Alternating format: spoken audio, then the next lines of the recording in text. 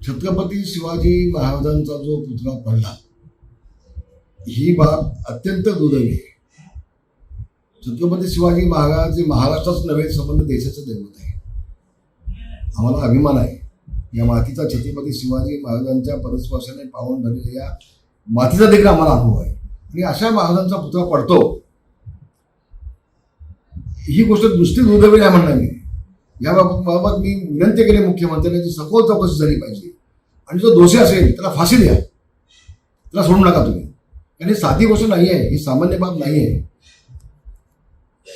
आणि म्हणून मला विश्वास आहे एकनाथजी शिंदे अतिशय गांभीर्याने घेतील. ज्यांनी ज्याची चूक आहे त्याच्यावरती कायदेशीर कारवाई होईल. पण छत्रपती शिवाजी महाराजांचा पुतळा पडल्यानंतर ज्यांनी आपली राजकीय पोळी भाजून घेण्याचा प्रयत्न केला बहुतेकनी आंदोलन करून, ती बाब अतिशय निषेधार्ह आहे. ते छत्रपती शिवाजी महाराजांचा उपयोग तुम्ही मतं मिळण्यासाठी करताय, राजकारण करण्यासाठी करताय. लाज वाटली पाहिजे तुम्हाला, लाज वाटली पाहिजे. ही अतिशय दुर्दैवी घटना आहे. ते टुनटुन उड्या मागत ते पिल्लू आदित्य ते इथे येत आहे काय, लाज वाटली तुम्हाला पाहिजे. तुम्हाला कसा तुम्हाला छत्रपतींचा अभिमान आहे?